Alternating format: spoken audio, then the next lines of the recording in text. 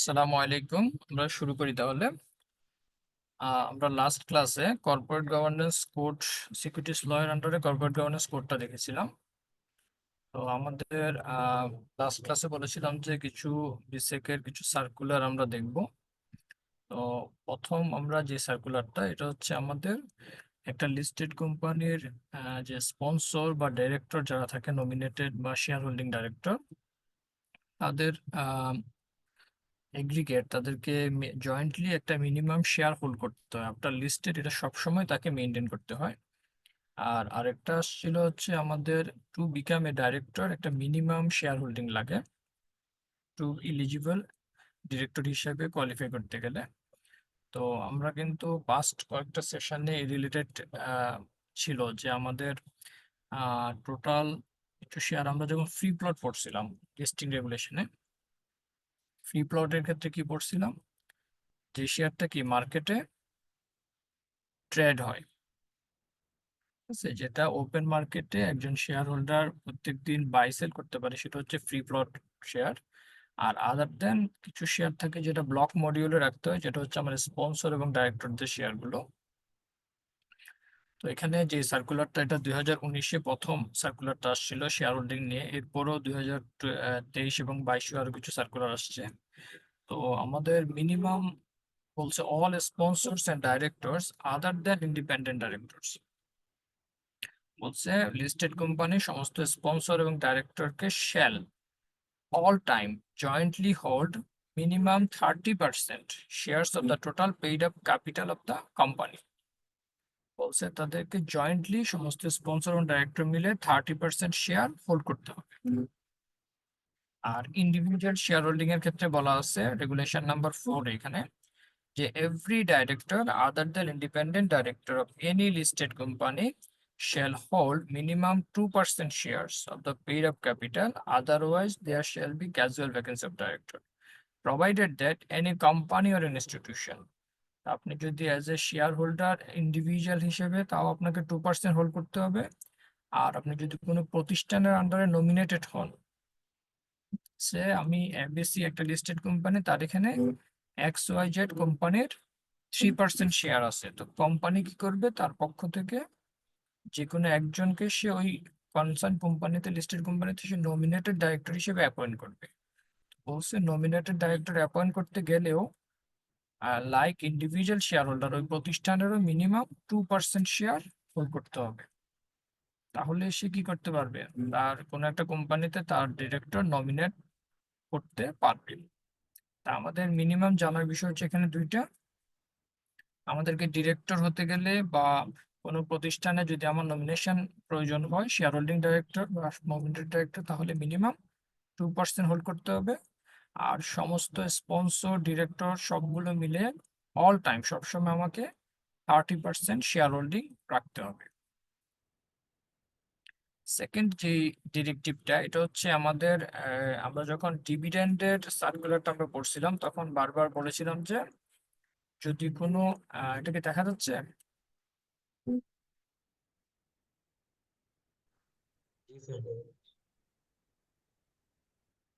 আচ্ছা এখানে বলা আছে যে যদি কোনো আপনার ডিভিডেন্ড, আমরা তো দুই ধরনের ডিভিডেন্ড দিতে পারি, একটা হচ্ছে ইন্টারিম আর একটা হচ্ছে ফাইনাল ডিভিডেন্ড। তো ইন্টারিম ডিভিডেন্ডটা কি, আমরা যেমন দেখা গেল আমার ইয়ার এন্ড হচ্ছে জুলাই ডিসেম্বর, আমি জুলাই জুন, আমি ডিসেম্বর এন্ডে একটা ইন্টারিম ডিভিডেন্ড দিই, তখন আমরা কি করি, একটা বোর্ড মিটিং এ ডিভিডেন্ডটা ডিক্লেয়ার করার পরে আমরা একটা রেকর্ড ডেট দিই। ওই রেকর্ড ডেটে যারা শেয়ার হোল্ড করে তারা ওই ইন্টারিম ডিভিডেন্ডের জন্য এলিজিবল হয়। আর ফর ফাইনাল ডিভিডেন্ড, ফাইনাল ডিভিডেন্ডের ক্ষেত্রে হচ্ছে আপনি কি করেন, সে আমরা এই বছরে টোটাল আমার অডিটেড ফাইন্যান্সিয়াল স্টেটমেন্ট হাতে পেয়েছি, তাহলে আমরা একটা রেকর্ড ডেট ডিক্লেয়ার করি। রেকর্ড ডেটের পরে একটা এজিএম হয়, এজিএম এ গিয়ে বোর্ড যে ইনিশিয়াল যে ফাইনাল ডিভিডেন্ড যেটা ডিক্লেয়ার করে সেটা এজিএম এ শেয়ার হোল্ডার অ্যাপ্রুভ করে। তো এখানে ইন ইন বিটুইন দেখা যায় যে আপনাকে রেকর্ড ডেটে যে ডেট, ওই ডেট পর্যন্ত যারা শেয়ার হোল্ড করে তারাই মূলত ডিভিডেন্ডের জন্য এলিজিবল হয়। এই সার্কুলারটাতে বলছে যে আপনি যদি কোনো ডিভিডেন্ড ডিক্লারেশন অথবা অ্যাপ্রুভাল, আপনার হতে পারে ইন্টারিমের ক্ষেত্রে আমরা ধরবো রেকর্ড ডেট থেকে, আর ফর ফাইনাল ডিভিডেন্ডের ক্ষেত্রে আমরা ধরবো হচ্ছে approval, that means share holder AGM এ যে শেয়ার হোল্ডার যেদিন অ্যাপ্রুভ করবে এজিএম এর ডেট থেকে কোনো ডিভিডেন্ড যদি আনক্লেমড বা আনসেটেলড অবস্থায় থাকে for a period of 3 years or more, 3 বছর বা তার বেশি যদি আনক্লেমড অবস্থায় থাকে, তাহলে সেটা কি করতে হয়, বিসেক এর একটা নির্ধারিত ফান্ড সিএমএস এ ফান্ডে ট্রান্সফার করতে হয়। সেটাকে বলে ক্যাপিটাল মার্কেট স্টেবিলাইজেশন ফান্ড।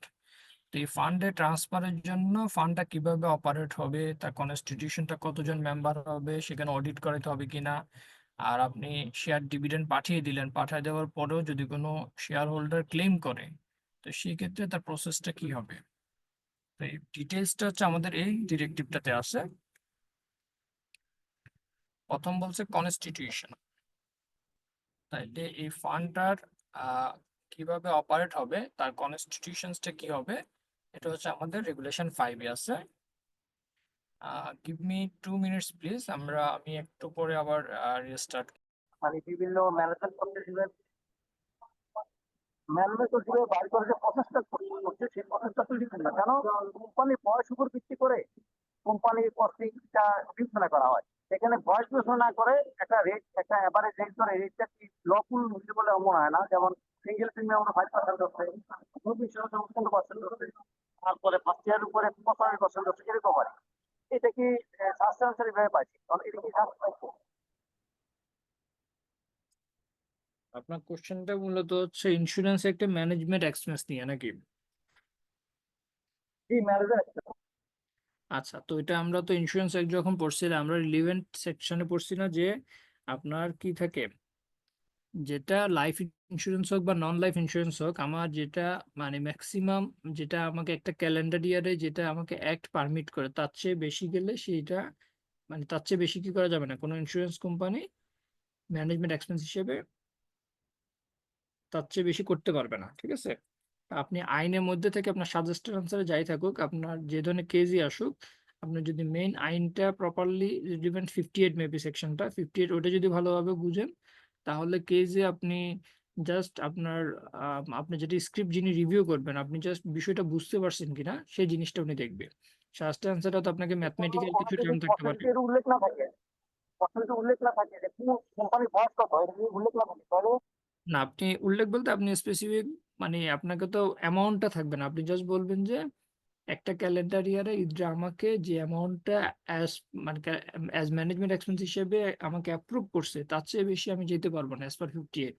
আপনি প্রথম শুরু করলেন এটা দিয়া, এরপর আপনি কেজে গেলেন, কেজে যা যদি দেখেন যে আপনার যে নিউমেরিক্যাল যে ফিগার গুলো থাকবে, যে আমার লাইফের জন্য first year premium, second year premium আমি সর্বোচ্চ এতটুকু পর্যন্ত আমি এক্সপেন্ডিচার করতে পারবো, তা আপনি সেটা ডিটেলি যতটুকু মানে আপনি অ্যাজ পার আইন অনুযায়ী আপনি যতটুকু বুঝেন আপনি ওইভাবে আনসার করবেন, তাহলে আপনার মানে শুরু আপনি যদি এটা রিলিভেন্ট থাকতে পারেন, তাহলে কিন্তু আপনাকে দেখা যায় 60% মানে 60% মার্ক দিতে বাধ্য, ঠিক আছে।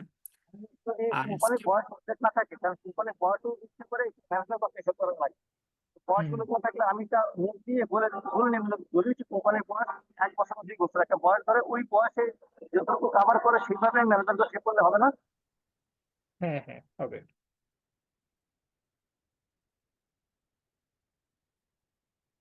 আচ্ছা, তো ঠিক আছে, তাহলে মধু সাহেব আমরা এখন আরেকটা অ্যাক্টে যাই, আমরা লেবার লটা শুরু করি। প্রথম আমাদের হচ্ছে আহ আচ্ছা, আমরা পাস্ট কোশ্চেনটা দেখি, দেন আমরা অ্যাক্টে যাব। আমাদের এখানে মোটামুটি 2000 থেকে 2024 5 ইয়ার্স এর একটা অ্যানালাইসিস আছে, আমি আপনাদেরকে ইমেলে দিয়ে দিব, তবু একটু সামারি করে বলে দিই যে প্রথম ডিসেম্বর 2024-এ আমাদের আগের সেশনে যে কোশ্চেনটা ছিল, যেখানে ছিল is incentives can act as alternative of WPPF. Is incentives বলছে অনেক কোম্পানি কি করে, তারা প্রত্যেক বছর ইনসেনটিভ বোনাস বা সেলস বোনাস বা প্রফিট বোনাস হিসেবে দেয় না। তো আপনি ডাব্লিউপিপিএফ আইন অনুযায়ী যে আমাকে নেট প্রফিটের উপরে যে 5% প্রভিশন ডাব্লিউপিএফ রাখতে হয়, তা আপনার এই যে ইনসেনটিভ যেটা দিচ্ছেন সেটা কি ডাব্লিউপিপিএফ এর অল্টারনেটিভ হতে পারে কিনা। এটা তো প্র্যাকটিক্যাল, আমরা অনেক সময় কি করি, আমার দেখা গেলো আমার এই বছর সেলস খুব ভালো হয়েছে বা আমার প্রফিটাবিলিটি আসছে, আমি একটা এমপ্লয়ীদেরকে ইনসেনটিভ বোনাস ডিক্লেয়ার করলাম বা সেলস বোনাস দিচ্ছি। তো এখন এই যে লেবার ল আইন অনুযায়ী আমি যদি মানে আমার যে রেগুলেশন সেকশন 232, যেখানে কি কি ক্রাইটেরিয়া ফুলফিল করলে আমি WPPF এর জন্য এলিজিবল হব, এবং 234 এর আন্ডারে আমাকে যে 5% কি করতে হয়, নেট প্রফিটের 5% আমাকে WPPF দিতে হবে। তো বলছে আমি ওই প্রভিশনের আন্ডারে যদি আমি কি করি, ইনসেনটিভ বোনাসটাকে ওইটার সাথে অল্টারনেটিভ রাখতে পারবো কিনা। তো এখানে যে কোশ্চেনটা ছিল সেটাতে আপনার ওই ডিসেম্বর 24 সেশনে যে আপনাকে বলছিল যে আপনি 10% ইনসেনটিভ বোনাস দিচ্ছেন। তো এখন আমার আমি যে এখানে আমাকে বলছে যে আপনাকে সিও কেও স্যাটিসফাই রাখতে হবে, পাশাপাশি এই যে আইনের যে লেভেল ল যে প্রভিশন সেটাও কমপ্লাই করতে হবে। তা আপনি যে 10% ইনসেনটিভ বোনাস দিচ্ছেন, তা আপনি সাজেস্ট করতে পারেন, আপনার সাজেশনসটা এই ধরনের হতে পারে যে আমি কি করব, ইনসেনটিভ বোনাসের পরিমাণটা আমি কমাই দিব, যে আমি ইনসেনটিভ দিব 5%, আর এই যে আইন অনুযায়ী যে WPPF এর যে প্রভিশন সেটা রাখবো আমি 5%। তাহলে আমার সিও স্যাটিসফাই হবে, কারণ আমার টোটাল যে অ্যামাউন্ট আমাকে কি করতে হবে না, not have to pay any additional amount. আপনাকে যে 10% প্রফিটে যে 10% আপনি ইনসেনটিভ দিতেন সেটাকে আপনি কি করলেন, সেগ্রিগেট করে দিলেন প্রভিশন, আইনের প্রভিশন অনুযায়ী।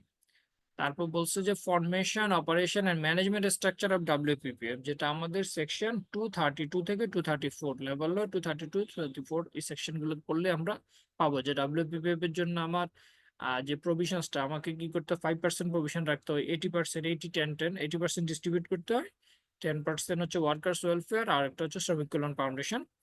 তো এই যে ডিস্ট্রিবিউশনটা সেটা কিভাবে করবো, ম্যানেজমেন্ট স্ট্রাকচারটা, এটা আমাদের 234-232 তে আছে। দেন অগস্ট 2024 যে কোশ্চেনটা ছিল, যে এটা আমাদের সেকশন 99 থেকে আসছিল লেভেল লর, যে what circumstances group life insurance mandatory. তো এখানে ক্রাইটেরিয়াটা হচ্ছে যদি কোনো এস্টাবলিশমেন্ট বা প্রতিষ্ঠানে বলছে যে 100-এর উপরে, 100-এর উপরে ওয়ার্কার থাকে, তাহলে আপনার জন্য গ্রুপ লাইফ ইন্স্যুরেন্সটা ম্যান্ডেটরি, আপনাকে গ্রুপ লাইফ ইন্স্যুরেন্স করতে হবে। আর সেকশন 19 অনুযায়ী হচ্ছে ডেথ কম্পেনসেশন, যদি কোনো ওয়ার্কার আপনার অ্যাক্সিডেন্টাল হোক বা নর্মাল ডেথ হয়, সেক্ষেত্রে আপনার কম্পেনসেশনটা কি হবে, যেটা আমাদের সেকশন 19 থেকে আসছিল। তারপর এপ্রিল 2024 কোশ্চেনটা ছিল হচ্ছে আমাদের সেকশন 264 এবং সেকশন 115 এবং 116 থেকে, যে প্রভিডেন্ট ফান্ডের কন্ট্রিবিউশন নিয়ে। আরেকটা হচ্ছে আপনি অ্যানুয়াল এবং যে ক্যাজুয়াল যে মানে সিক লিভ যে ব্যালেন্সটা আছে সেটা আপনি ক্যারি ফরওয়ার্ড করতে পারবেন কিনা। তো এটা আমাদের 115 এবং 116-এ আছে। তারপর ডিসেম্বর 2023-তে কোশ্চেনটা ছিল আমাদের রেগুলেশন সেকশন 46 এবং 48-এ, যেটা হচ্ছে ম্যাটারনিটি লিভ এবং বেনিফিট নিয়ে। তো ম্যাটারনিটির বেনিফিটের কিছু চেঞ্জেস আসছে আমাদের, 2023 আসছে, 24 আসছে। যেটা আমাদের আগে ছিল হচ্ছে আপনি বেনিফিট পেতেন হচ্ছে 112 ডেজের জন্য, 8 উইকস বিফোর এবং 8 উইকস আফটার। রিসেন্টলি হচ্ছে যেটা ছিল আপনার অ্যাভারেজ স্যালারির উপরে, অ্যাভারেজ ওয়েজেস এর উপরে। তা আপনার এখন যে চেঞ্জেসটা আসছে, আপনি ইমিডিয়েট মান্থের যে ওয়েজেসটা পাবেন সেটা থেকে আপনি 120 ডেজ পর্যন্ত ম্যাটারনিটি সর্বোচ্চ বেনিফিট পাবেন। তো আমরা আপ টু ডেট অনুযায়ী পড়বো। তারপর অগস্ট 2023-তে কোশ্চেনটা ছিল হচ্ছে আপনার সেকশন 264 থেকে আসছিল, যে প্রভিডেন্ট ফান্ডের কন্ট্রিবিউশন নিয়ে। তারপর ইনকাম, ইন্টারেস্ট এবং এলিজিবিলিটি, আপনার এখানে হচ্ছে ইনকাম ট্যাক্সের সাথে আপনার একটা কমপ্লায়েন্স স্ট্যাটাস নিয়ে, trustee board, PF contribution, interest এগুলো নিয়ে। দেন হচ্ছে এপ্রিল 23 কোশ্চেনটা সেকশন ম্যাটারনিটি বেনিফিট থেকে, সেকশন 26 এবং 264 প্রভিডেন্ট ফান্ড থেকে, প্রভিডেন্ট ফান্ডের যে রিলেভেন্ট সেকশনটা এখান থেকে আসছিল। তারপর ডিসেম্বর 2022 সেশনে কোশ্চেনটা আসছিল হচ্ছে আমাদের যে লিভ ইনকেশমেন্ট নিয়ে, যে একটা ইয়ারে আপনি ম্যাক্সিমাম কতদিন লিভ ইনকেশ করতে আপনি পারবেন, লিভ ইনকেশমেন্ট ফ্যাসিলিটিস পাবেন। তারপর এই অ্যামাউন্টটা আপনি কিভাবে ডিটারমাইন করবেন, যেটা হচ্ছে আমাদের রুল 107 যে আসছে। আর হচ্ছে ম্যাটারনিটি লিভ এবং বেনিফিট, যেটা আমাদের সেকশন 46 এবং 48 থেকে। তারপর হচ্ছে আমাদের জুলাই আগস্ট 2022-তে কোশ্চেনটা ছিল হচ্ছে participate in workers profit participation fund এবং ওয়েলফেয়ার ফান্ড, যেটা আমাদের 232, 234 এবং 244-এ। তারপরে এপ্রিল 2022 এটাও রিপিটেড WPPF থেকে কোশ্চেনটা আসছিল, ওয়ার্কার্স প্রফিট পার্টিসিপেশন ফান্ড, যেটা হলো আমাদের সেকশন 234 এবং 235 যখন করবো তখন আমরা ডিটেল দেখবো। তারপর প্রভিডেন্ট ফান্ডের ক্ষেত্রে বলছে যে আমরা ফান্ডের যে ট্রাস্টি বোর্ড থাকে, ট্রাস্টি বোর্ডে এমডি সে চেয়ারম্যান এবং সেক্রেটারি হিসেবে থাকতে পারবে কিনা।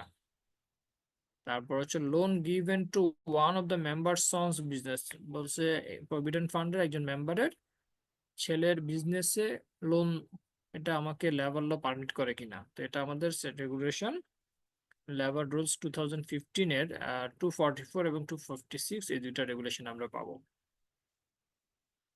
তারপর ডিসেম্বর 2021-এর কোশ্চেনটা ছিল হচ্ছে আমাদের ফেস্টিভ্যাল বোনাস নিয়ে। তারপর হচ্ছে আমার থার্ড পার্টি কন্ট্রাক্টর, দেখা গেল আপনি কোনো একটা কাজ যেটা হচ্ছে আপনি থার্ড পার্টি দিয়ে করাচ্ছেন, তারা তাদের ওয়ার্কারদেরকে ঠিকভাবে ওয়েজেস দিচ্ছে না প্রপারলি। তো এখন এজ এ কোম্পানি হিসেবে আপনার আহ, মানে লাইবিলিটি রেসপন্সিবিলিটিটা কি আসতে পারে, যেটা আমাদের সেকশন 121, যেটা লেবার লয়ের 121 সেকশনে আছে, আর ফেস্টিভ্যাল বোনাস হচ্ছে 118 সেকশনে। তারপর এপ্রিল 2021-এর কোশ্চেনটা ছিল হচ্ছে আমাদের ওভারটাইম এবং প্রভিডেন্ট ফান্ড নিয়ে। ওভারটাইমের একটা ক্যালকুলেশনও আমরা দেখব, তো যেটা হচ্ছে আমাদের সেকশন 102 এবং 263 থেকে আসছে। আর আরেকটা কোশ্চেন ছিল হচ্ছে employers contribution to provident fund নিয়ে। তারপর ডিসেম্বর 20-এ হচ্ছে আমাদের ওয়ার্কার্স প্রফিট পার্টিসিপেশন নিয়ে, যেটা আমাদের সেকশন 234 থেকে আসছে। তো এটা হলো আমাদের মোটামুটি লাস্ট 10 টু 12 সেশনের আমাদের অ্যানালাইসিস। তো এখানে ম্যাক্সিমাম কোশ্চেনই কিন্তু আমাদের এক থেকেই আসতেছে। তারপর হচ্ছে কিছু আছে লেবার রুলস অ্যাক্টের যে 15-এ যে রুলসটা আছে সেই রুলস থেকে। তা আমরা একটা ছোট আমরা একটু মনোযোগ দিয়ে দেখলে ইনশাল্লাহ আমরা এখানে যে 10% মার্ক থাকে এটা ইজিলি পাবো। তো প্রথমটা হচ্ছে আমাদের কন্ডিশনস অফ এমপ্লয়মেন্ট। তো এখানে যেটা বলছে যে প্রত্যেকটা আমরা কি করি, বিভিন্ন জায়গায় যখন অডিটে যাই আমরা দেখি যে তার কি থাকে, একটা সার্ভিস পলিসি বা এইচআর পলিসি থাকে। তো এইচআর পলিসি অনুযায়ী সে কি কি বেনিফিট পাবে, সে যদি গ্র্যাচুইটি, পিএফ, আর্ন লিভ বা ম্যাটারনিটি বেনিফিটের ক্ষেত্রে, বা সে ক্যাজুয়াল লিভ কয়দিন, তো ডিটেলসটা মানে সবকিছু কিন্তু সার্ভিস পলিসি থাকে। তো এখানে তাহলে আমাকে বলছে যে in every establishment employment of workers and other matters incidental thereto shall be regulated in accordance with the provisions of this chapter। বলছে যে আমাকে প্রত্যেকটা প্রতিষ্ঠানে আপনি ওয়ার্কার্স, আপনি অ্যাপয়েন্টমেন্ট হতে পারে বা অ্যাপয়েন্টমেন্ট রিলেটেড যে কোনো ফাইন, পেনাল্টি, পানিশমেন্ট, দেন হচ্ছে রিমুভাল, এনি টাইপ অফ সবকিছু আমাকে অ্যাজ পার লেভেল ল হতে হবে। Provided that any establishment may have its own rules. এই যে যেটা বললাম যে প্রত্যেকটা প্রতিষ্ঠানে কি থাকে, নিজস্ব সার্ভিস রুল থাকতে পারে, বাট সেটা আমাকে লেবার লর সাথে অ্যালাইন, মিল রেখে আমাকে করতে হবে। যদি কোনো কন্ট্রাডিক্ট সেকশন লেবার ল এর সাথে থাকে তাহলে লেবার লতে যেটা বলা আছে সেটা অ্যাপ্লিকেবল হবে। Service rule in any establishment shall be submitted for approval by the employer to the chief inspector of labour within 90 days of receipt of shall make such order as he deems fit। বলছে যে এখানে আপনি কি করবেন, chief inspector of লেবারের কাছে তার অ্যাপ্রুভালের জন্য আপনি সার্ভিস পলিসির কপিটা আপনাকে সাবমিট করতে হবে, এবং সেটার পাওয়ার উইদিন 90 ডেজ এর মধ্যে তিনি কি করবেন, shall make such order as he deems fit. No service rule বলছে সেটা আপনি ইফেক্টিভ দেখাতে পারবেন না, যে অ্যাপ্রুভাল মানে চিফ ইন্সপেক্টর যে অ্যাপ্রুভাল ছাড়া আপনি সেটা ইফেক্টিভ করতে পারবেন না। এনি পার্সন অ্যাগ্রাইভড, বলছে চিফ ইন্সপেক্টরের এই ডিসিশনের কারণে যদি কেউ অ্যাগ্রাইভ বা ক্ষতিগ্রস্ত হয় সে কি করতে পারবে, উইদিন 30 ডেজ এর মধ্যে of the receipt of the order May prepare appeal to the government and the order of the government on such appeal shall be final। বলছে সেটা পাওয়ার আপনার 30 ডেজ এর মধ্যে গভর্নমেন্টের কাছে অ্যাপ্লাই করতে পারবেন, এক্ষেত্রে গভর্নমেন্ট যে ডিসিশনটা নিবে সেটাই হবে ফাইনাল। তো সেকশন 4-এ হচ্ছে ওয়ার্কারদের যে ক্লাসিফিকেশনের কথা বলা আছে, এখানে 6 ধরনের ওয়ার্কারদের কথা বলা আছে লেভেল লতে। বলা আছে অ্যাপ্রেন্টাইজ, সাবস্টিটিউট বা বদলি, ক্যাজুয়াল হতে পারে, টেম্পোরারি হতে পারে, প্রফেশনাল বা পার্মানেন্ট এমপ্লয়ি হতে পারে। অ্যাপ্রেন্টিস কারা, অ্যাপ্রেন্টিস বলছে যে a worker shall be called an apprentice if he is employed in an establishment as a learner. ঠিক আছে, যদি লার্নার বা ট্রেনিং বা শিক্ষানবিশ হিসেবে আপনি যদি অ্যালাউন্স পেয়ে থাকেন, তো এখানে আপনারা যেমন যারা অডিট সিএ ফার্মে আর্টিকেল স্টুডেন্ট আছেন বা অনেক প্রতিষ্ঠানে যারা ইন্টার্নশিপ করে তাদেরকে আমরা অ্যাপ্রেন্টিস বলতে পারি। দেন হচ্ছে সাবস্টিটিউট বা বদলি, তারা কারণ a worker shall be called a sub বদলি if he is employed in an establishment in the post of a permanent worker or a probationer during the period who is temporarily absent। তো তো বলছে যদি কোনো permanent worker বা professional যে কি আছে টেম্পোরারি অ্যাবসেন্ট, সাময়িক অনুপস্থিত, তাহলে সেক্ষেত্রে কি করা যায়, সাবস্টিটিউট বা বদলি, যাকে অ্যাপয়েন্ট করবেন তাকে সাবস্টিটিউট বা বদলি হিসেবে নিব। Then a worker shall be called a casual, casual worker হচ্ছে ক্যাজুয়াল নেচারের, মানে অনিয়মিত এই ধরনের হলে সেক্ষেত্রে আমরা বলবো casual worker. A worker shall be called a temporary worker if he is employed in an establishment for work which is essentially for temporary nature and is likely to finish within a limited period.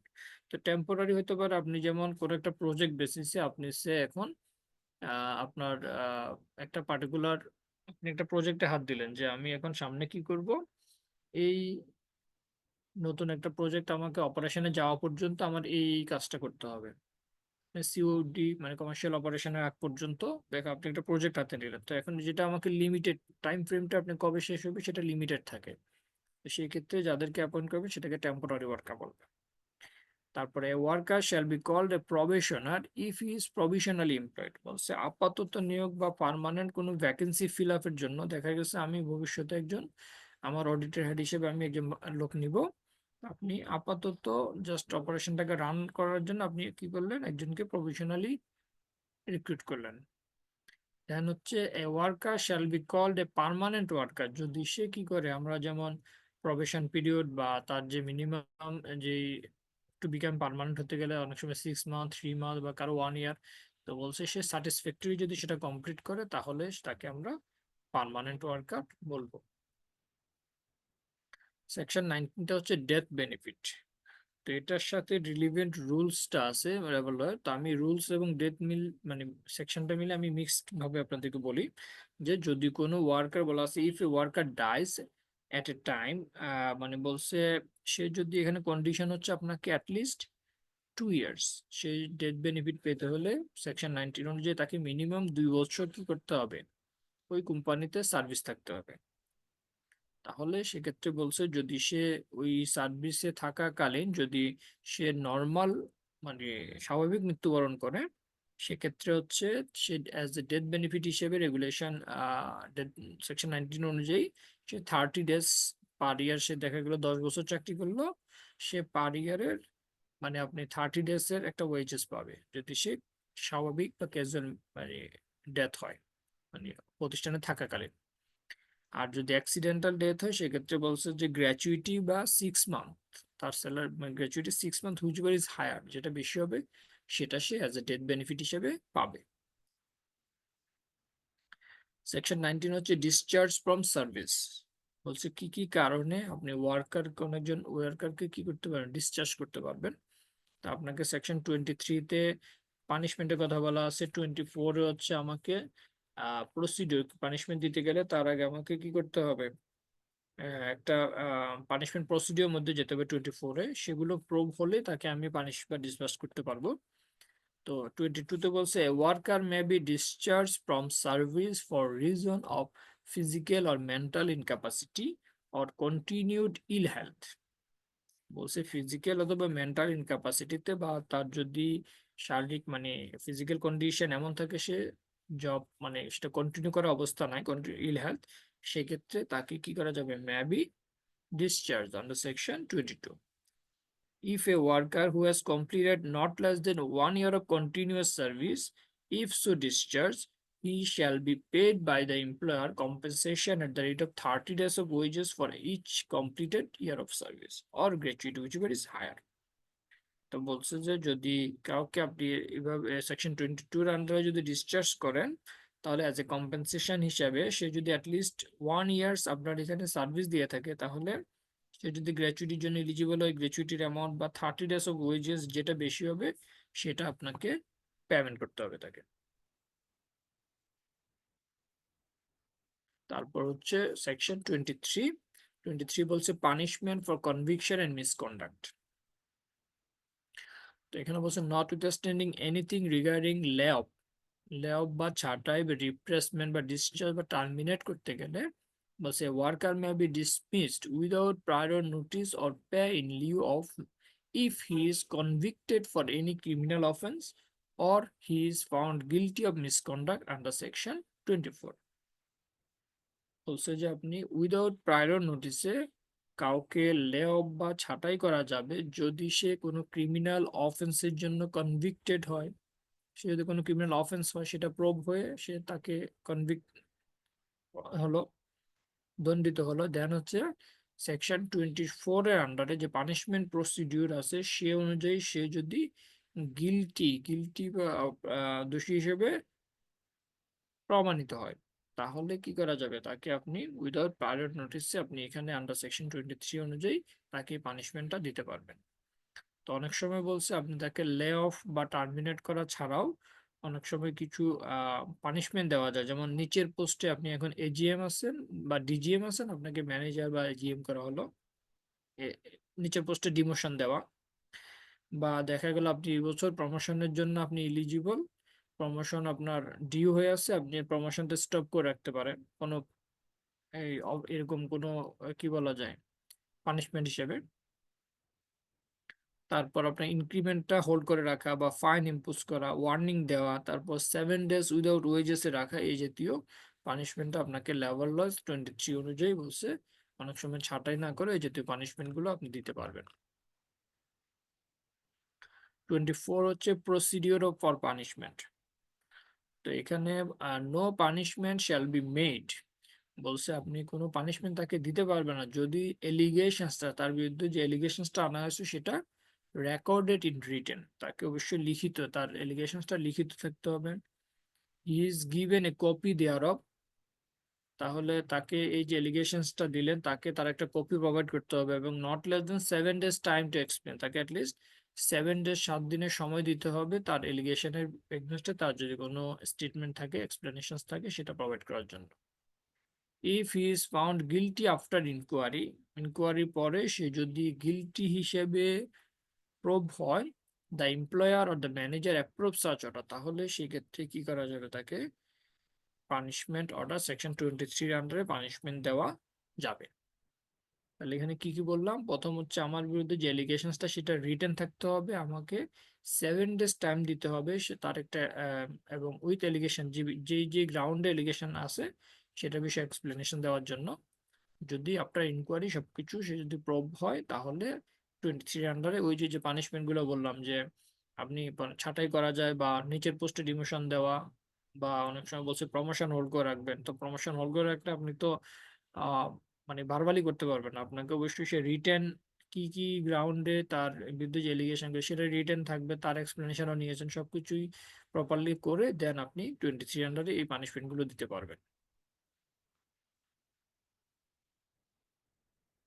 এরপর আসেন section 25 এ বলছে special provisions relating to fine.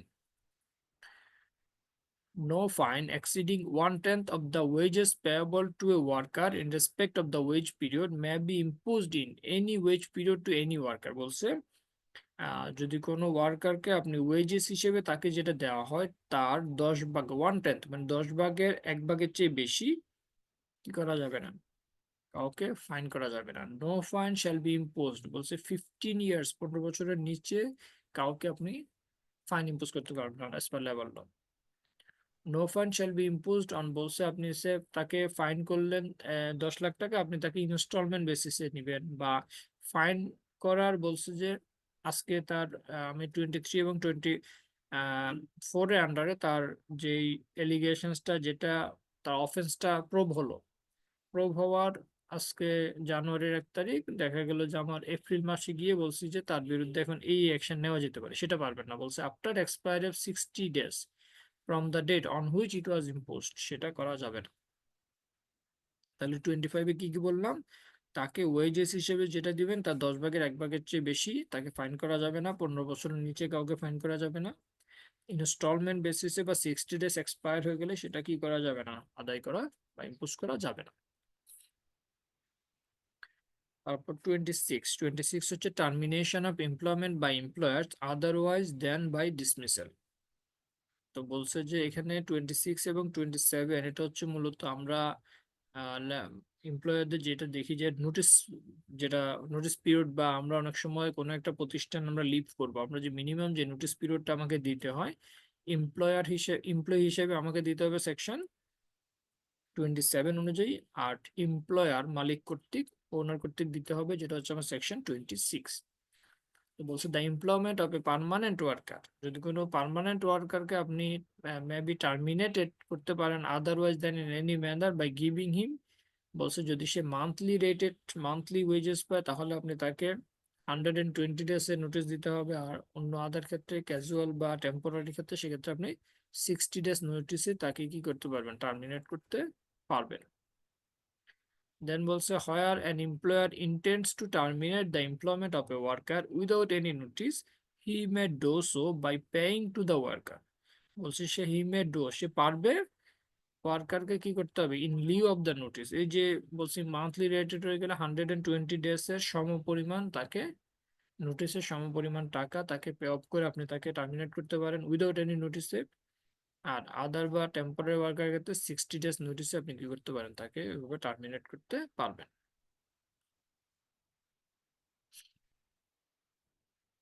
এটা হলো এমপ্লয়ারের পক্ষ থেকে গেল। এবার হচ্ছে 27 হচ্ছে employee, termination of employment by workers. A permanent worker may resign from his service by giving to the employer in writing 60 days notice. তাহলে পার্মানেন্ট ওয়ার্কার সে কি করতে পারবে 60 days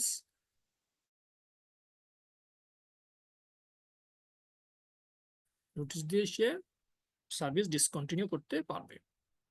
temporary worker May resign from his service, বলছে ক্যাজুয়ালের ক্ষেত্রে 30 days notice যদি সে monthly rated পায়, আর আদারের ক্ষেত্রে daily basis সেক্ষেত্রে তারা 14 ডেজ নোটিসে কি করতে পারবে, সার্ভিস ডিসকন্টিনিউ করতে পারবে।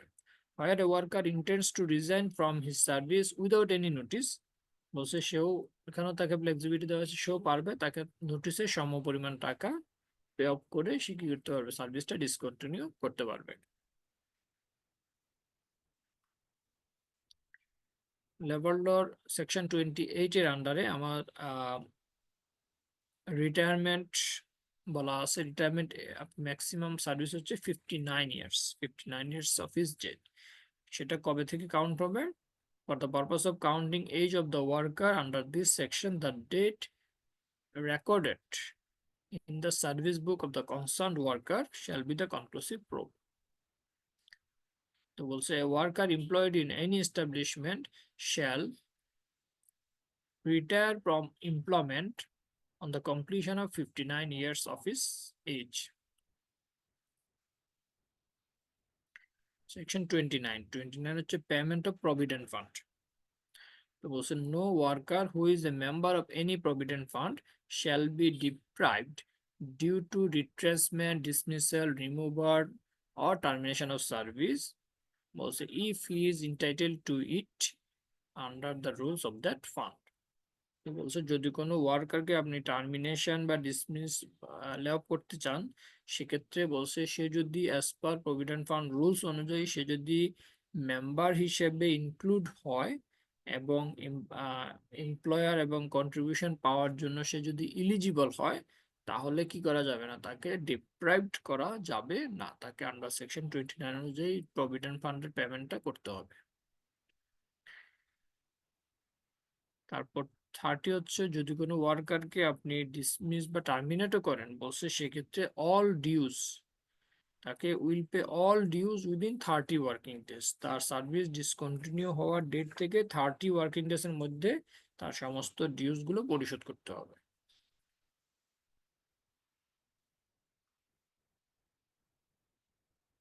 সেকশন 31 হচ্ছে সার্টিফিকেট অফ সার্ভিস, বলছে every worker other than a casual worker shall be entitled to a certificate of service from his employer at the time of his retrenchment or termination of service. বলছে তাকে যদি আপনি discharge বা terminate বা ডিসমিসও করেন, তাও তাকে কি করতে হবে, আন্ডার সেকশন 31 অনুযায়ী তাকে তার সার্ভিসের একটা সার্টিফিকেট তাকে প্রোভাইড করতে হবে।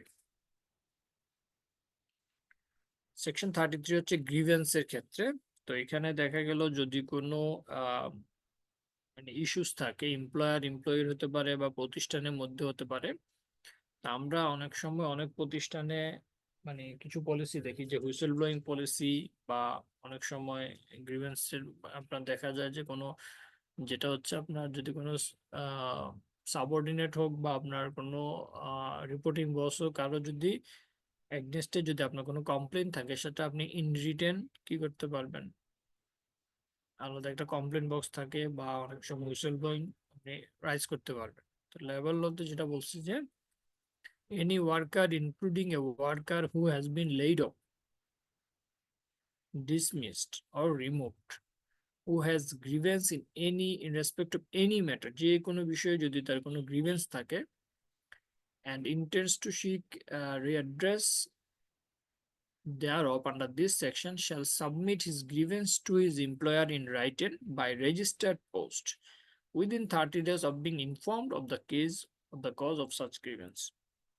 বলছে তার যদি কোনো গ্রিভেন্স বা কমপ্লেন থাকে সেক্ষেত্রে যে কোনো বিষয়ে সে কি করতে পারে, তার অভিযোগটা উইদিন 30 ডেজ এর মধ্যে সে কি করতে পারে, রেজিস্টার্ড পোস্ট, আমরা অনেক সময় রেজিস্টার্ড অ্যাডি করে পাঠাতে পারি এমপ্লয়ারের কাছে। এরপর বলছে আপনি যদি যদি কোনো এমপ্লয়ার আপনি যেটা রিটার্ন দিবেন সেটা যদি সে ইন রিটার্ন অ্যাকনোলেজ করে নেয়, রিসিভ করে নেয়, তাহলে সেক্ষেত্রে আপনি রেজিস্টার্ড অ্যাডি করে যে পাঠানো সেটা shall not be essential. The employer shall 30 days of receipt of such grievance, বলছে গ্রিভেন্স পাওয়ার, আপনি কমপ্লেনটা দিলেন, পাওয়ার 30 days এর মধ্যে এমপ্লয়ার কি করবে, ইনকোয়ারি করবে, give the worker an opportunity of being heard and communicate his decision in writing to him.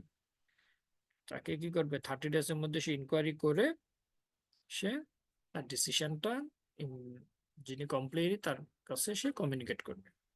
If the employer fails to give a decision under subsection 2 or if the worker is dissatisfied, বলছে যদি কোনো employer এই যে 30 days এর মধ্যে সে যদি এ বিষয়ে properly decision না আসে বা যে ডিসিশনটা নেওয়া হলো সেটা যদি কোনো ওয়ার্কার ডিস্যাটিসফাইড অসন্তুষ্ট হয়, he may make a complain in writing, বলছে লেবার লোতে সে কি করতে পারবে, লেবার কোর্টে তার পরবর্তী 45 ডেজ এর মধ্যে সে কি করতে পারবে, লেবার লোটে লেবার কোর্টে কমপ্লেন সাবমিট করতে পারবে।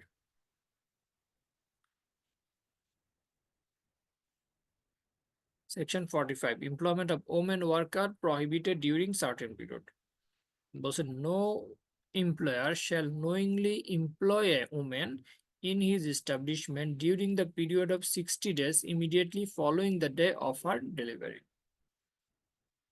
তাহলে প্রথম হচ্ছে যদি কোনো ওমেন ওয়ার্কার বলছে যে সেক্ষেত্রে 60 ডেজ তার পরবর্তী তার কোনো চাইল্ড ডেলিভারির 60 ডেজ মানে ইমিডিয়েট পরবর্তী 60 দিনে সে কি করতে পারে, কোনো ওমেন ওয়ার্কারকে ইমপ্লয়মেন্ট করতে পারবে না। নো ওমেন শ্যাল ওয়ার্ক, বলছে তারাও কি করতে পারবে না, এই তার ফলোইং 8 উইকস সে তার ডেলিভারি 8 উইকস পরে মধ্যে সে কি করতে পারবে না, কোনো কাজে এঙ্গেজ থাকতে পারবে না।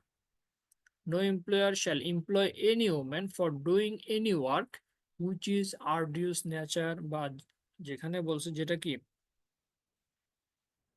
দীর্ঘ সময় ধরে স্ট্যান্ডিং দাঁড়িয়ে কাজ করতে হয়, মানে হার্ড ওয়ার্ক বা অনেক সময় দীর্ঘ সময় দাঁড়িয়ে কাজ করতে এমন কোনো কাজ কি করা যাবে না, এই ডিউরিং দ্য পিরিয়ড অফ এই পিরিয়ডের সময় তাকে কোনো এমপ্লয়ার কি করতে পারবে না, তাকে এঙ্গেজ করতে পারবে না এই ধরনের কাজে। 46 হচ্ছে right to and liability for payment of maternity benefit. Maternity বেনিফিটের ক্ষেত্রে বলা আছে every woman employed in an establishment shall be entitled to and her employer shall be liable for the payment of maternity benefit for a period of total 120 days including 21 days before the day of her delivery. তো বলছে সে as এ maternity benefit হিসেবে সে কি পাবে, total মানে তার delivery 21 দিনের before 21 days সহ total 120 ডেজের ম্যাটারনিটি বেনিফিট পাবে। কন্ডিশন হচ্ছে women shall not be entitled to maternity benefit if he is work, বলছে সে অ্যাটলিস্ট কি করতে হবে 6 মাস 6 মান্থ সেম এমপ্লয়ারের আন্ডারে তার এমপ্লয়মেন্ট থাকতে হবে। দেখা গেল যদি কেউ আপনার ম্যাটারনিটি বেনিফিট মিনিমাম হচ্ছে তাকে 6 মান্থ থাকতে হয়, আরেকটা কন্ডিশন হচ্ছে তাকে যদি তার 2 or more সার্ভাইভিং চিলড্রেন থাকে তাহলে সে ম্যাটারনিটি বেনিফিটটা পাবে না। 2 বা তার বেশি যদি সার্ভাইভিং চিলড্রেন থাকে তাহলে ম্যাটারনিটি বেনিফিট পাবে না। আচ্ছা, আমরা এটা নিয়ে একটা পাস্ট কোশ্চেন দেখি, এরপর আমরা বাকি সেকশনগুলো নিতে যাচ্ছি।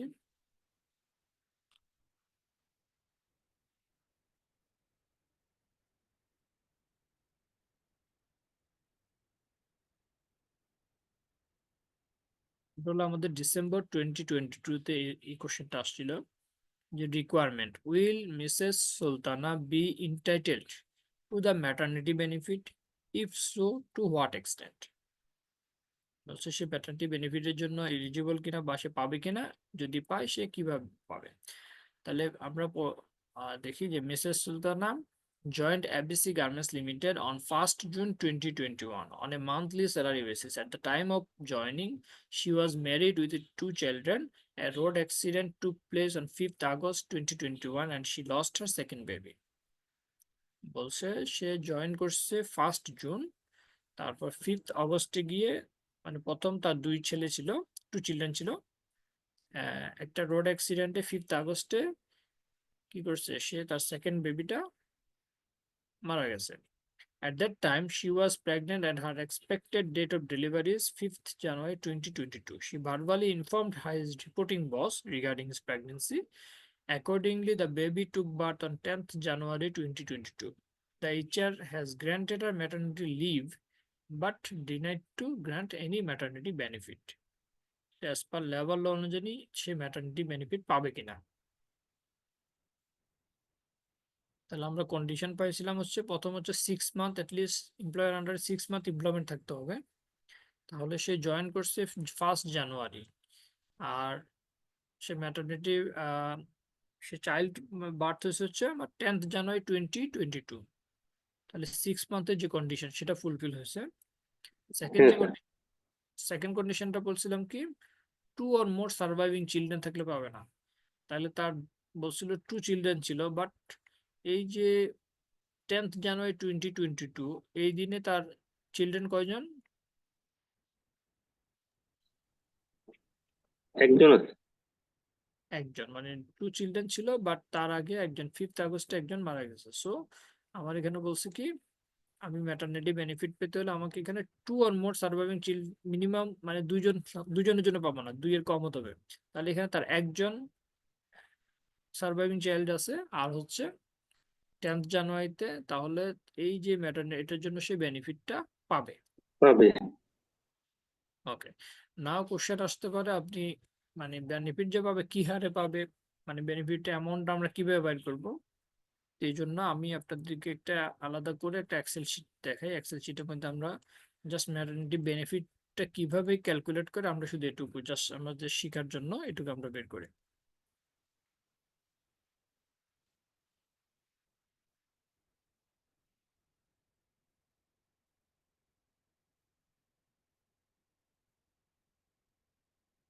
এটা যদি আমরা বুঝে থাকি, আশা করি এখানে আমি এখানে লেবার লয়ের আগে আমাদের ম্যাটারনিটি বেনিফিট হিসেবে কত টাকা অ্যাজ পার প্রিভিয়াস অ্যাক্ট এবং প্রেজেন্ট যে চেঞ্জেস অনুযায়ী সে কত টাকা পাবে আমি আলাদা করে দিয়েছি। তো এখানে আমরা যদি ডিটেল এখানে বুঝেছেন, তাহলে এই রিলেটেড যে কোনো কেস আসলে আপনারা আশা করি পারবেন। তা আমাদের হচ্ছে ম্যাটারনিটি বেনিফিট আমি বলছি যে জানুয়ারি ফেব্রুয়ারি মার্চ 3 মাসে টোটাল ওয়ার্কিং ডে জানুয়ারি মাসে সে 24 দিন, ফেব্রুয়ারিতে 23 এবং মার্চে 26 ছিল, একদিন লিভ কাটিয়েছে। অ্যাকচুয়াল ওয়ার্ক সে কাজ করছে হচ্ছে 3 মাসে 72 ডেজ। সে অ্যাজ এ স্যালারি হিসেবে পাচ্ছে জানুয়ারিতে 7,500, 7,200, 7,800। ওভার টাইম পেয়েছে জানুয়ারিতে 1,250, 1,100 অ্যান্ড 1,050। দেন অ্যাটেন্ডেন্স বোনাস পেয়েছে জানুয়ারিতে পার ডে 100 করে, 2,300, 2,300 এবং 2,600। তো এখন তার টোটাল ওয়েজেস জানুয়ারিতে ছিল হচ্ছে 11,050, ফেব্রুয়ারিতে ছিল 10,600 আর মার্চে ছিল 11,450। এ হলো তার টোটাল ওয়েজেস। তাহলে সে টোটাল আগের আমাদের যে 2001 অনুযায়ী 6 অনুযায়ী আমাদের টোটাল যে ওয়েজেস পেতো, ওয়েজেসকে আমি কি করতাম, অ্যাকচুয়াল ওয়ার্কিং আওয়ার দিয়ে বের করে আমরা পার ডে ওয়েজেসটা বের করতাম। তাহলে পার ডে সে পেয়েছে হলো 459 পার ডেজ।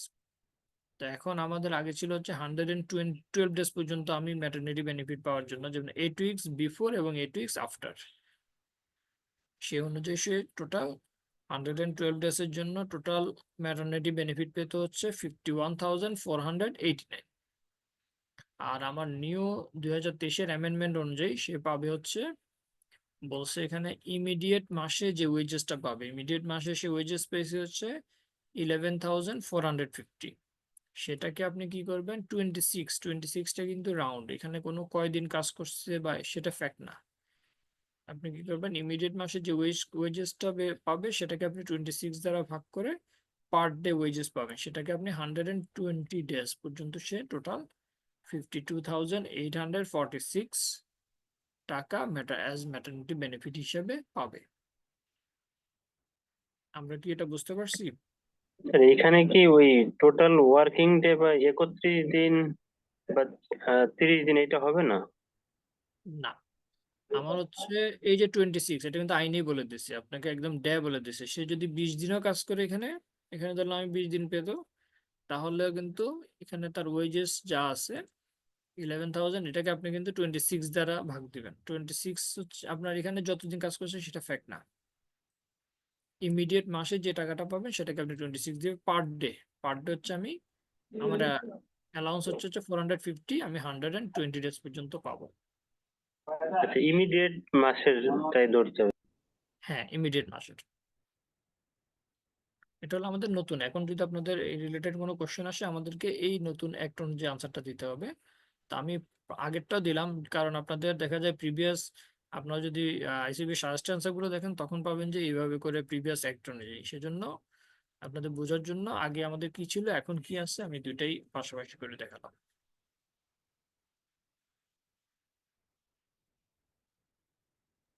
Thank you sir.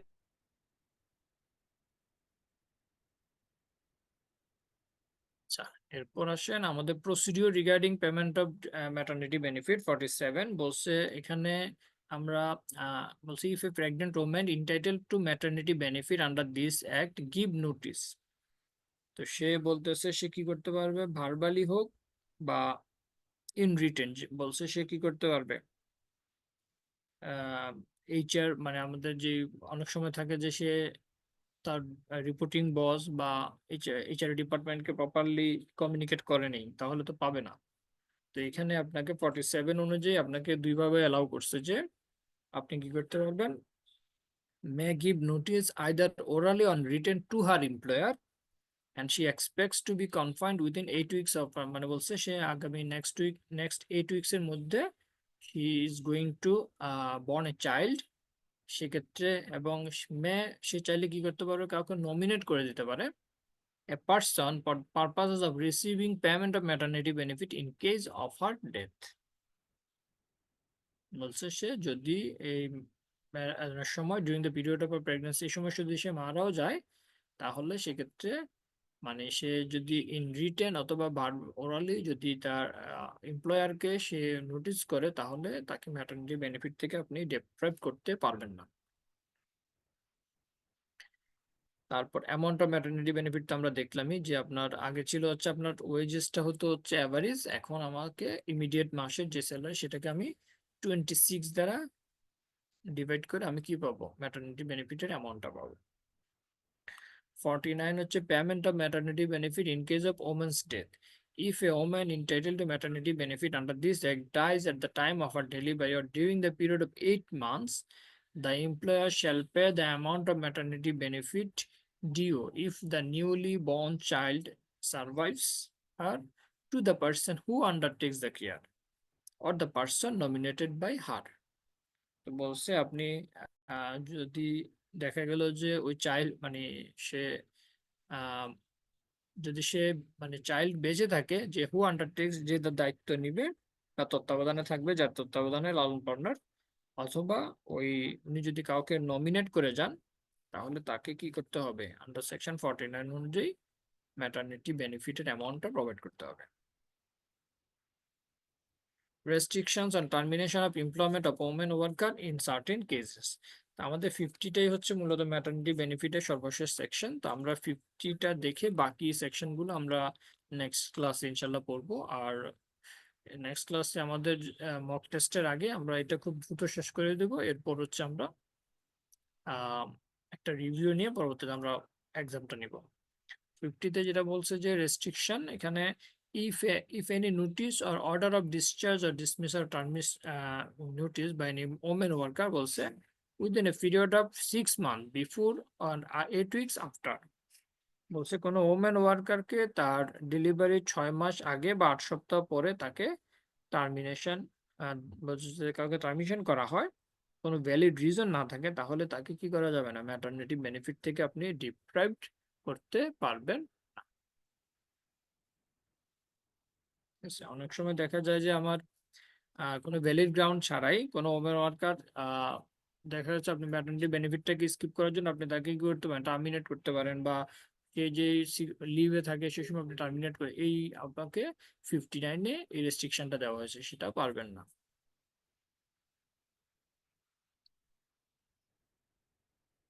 আচ্ছা, ঠিক আছে, আমরা তাহলে আজকে ক্লাস এখানে শেষ করি। ইনশাল্লাহ আমরা ঈদের পরে নেক্সট ক্লাসে আমাদের রিমেইনিং গুলো পড়বো। আর আপনাদের লেভেল আশা করি আমরা অনেক দূর আগে এসেছি মোটামুটি আমাদের এই সেশনে।